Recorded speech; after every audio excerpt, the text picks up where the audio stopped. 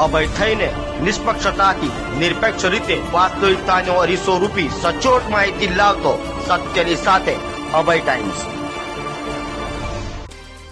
આષાઢી બીજના પાવન પર્વે સુરત શહેરના અલગ અલગ વિસ્તારમાંથી 7 જેટલી જગતના નાથ ભગવાન જગન્નાથની રથયાત્રા નીકળી હતી। ત્યારે સુરતના જહાંગીરપુરા ઇસ્કોન મંદિરમાં આષાઢી બીજના દિવસે વહેલી સવારથી જ ભક્તોના ઘોડાપુર ઉમટી પડ્યા હતા। તો બપોરે રેલવે સ્ટેશન ખાતેથી ભગવાન જગન્નાથની રથયાત્રાનો પ્રારંભ થયો હતો। આષાઢી બીજના દિવસે સુરત સહિત દેશ અને દુનિયામાં જગતના નાથ ભગવાન જગન્નાથની રથયાત્રાનું આયોજન કરાય છે। ઓરિસ્સા અને જગન્નાથપુરી સહિત સમગ્ર દેશ અને દુનિયામાં અનેક સ્થળોએ ભગવાન જગન્નાથની યાત્રા નીકળે છે। સુરતમાં 7 સ્થળેથી જગતના નાથની નગર યાત્રા નીકળે છે અને આ રથયાત્રામાં ભગવાન લાખો લોકોને દર્શન આપે છે। દરેક મંદિરોમાં એક વખત મૂર્તિની પ્રાણ પ્રતિષ્ઠા થયા બાદ મૂર્તિનું સ્થળ બદલતું નથી। બપોરે દર્શન માટે મંદિરમાં જવાનું હોય છે, પરંતુ એકમાત્ર ભગવાન જગન્નાથ દર વર્ષે અષાઢી બીજના દિવસે નગર યાત્રાએ નીકળીને લાખો ભક્તોના ઘરે જઈને દર્શન આપે છે। ત્યારે જહાંગીરપુરા ઇસ્કોન મંદિરની રથયાત્રા શુક્રવારે બપોરે 2:30 વાગ્યે સુરત રેલવે સ્ટેશનેથી નીકળી હતી। રથયાત્રાનો પ્રારંભ સુરતના કલેક્ટર અને પોલીસ કમિશનરના હસ્તે આરતી વિધિ દ્વારા કરાયો હતો। આ રથયાત્રા લગભગ 17 કિલોમીટર જેટલા અંતરની છે, જે સુરત સ્ટેશનેથી બપોરે 2:30 વાગ્યે શરૂ થઈ હતી। રેલવે સ્ટેશનથી નીકળી સહારા દરવાજા, રિંગ રોડ, ઉધના દરવાજા, મજુરા ગેટ, સરદાર પુલ, અડાજણ રોડ અને ત્યાંથી જહાંગીરપુરા ઇસ્કોન મંદિરે સમાપ્ત થઈ હતી। રથયાત્રામાં 22 જેટલા ભવ્ય પ્લોટ હતા, જેમાં મોટી બેન્ડ પાર્ટી, ઘોડા અને સ્વામી સુપાદરની બગી હતી। તો આ યાત્રામાં લોકો માટે સતત બુંદી અને પ્રસાદનું વિતરણ કરાયું હતું અને યાત્રાના અંતે મંદિરમાં ભક્તો માટે પ્રસાદ જમણવારનું પણ આયોજન કરાયું હતું। આ રથયાત્રા ભક્તિ, ભવ્યતા અને લોક સહભાગિતાથી ભરપૂર હતી। સુરતવાસીઓ અને આસપાસના ભક્તો માટે આ રથયાત્રા એક વિશેષ આધ્યાત્મિક તહેવારરૂપ પ્રસંગ બન્યું હતું।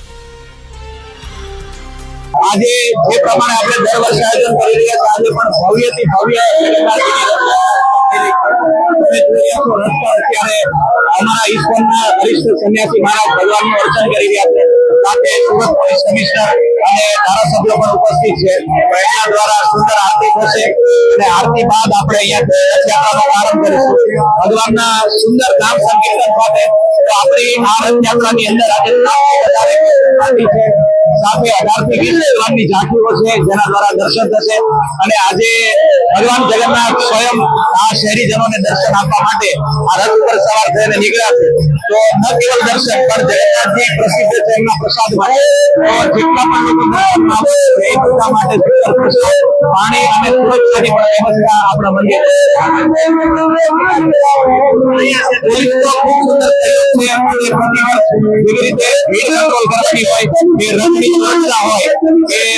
સુરક્ષા હોય, પોલીસ હંમેશા ખડા પગે અહીંયા સેવા કરે છે।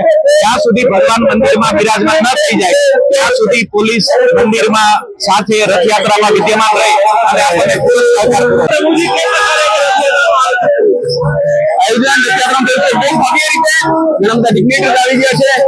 કમિશનર, મેયર, કલેક્ટર સાહેબ, ઘણા બીજા પણ ડિગ્નેટરીઝ આવે છે।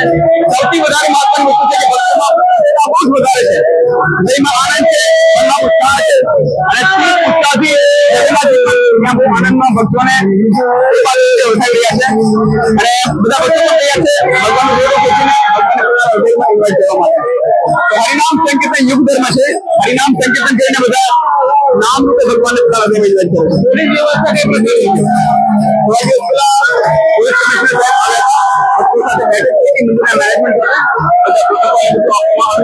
અને એની સાથે આખું રૂટ અમે ચેક કર્યું છે અને પછી મંદિરમાં સર્વે કર્યું છે। એવું સાંભળ્યું છે કે ઘણા બધા ડ્રોન પણ યુઝ કર્યા છે પોલીસ ડિપાર્ટમેન્ટ તરફથી અને સિક્યુરિટી પણ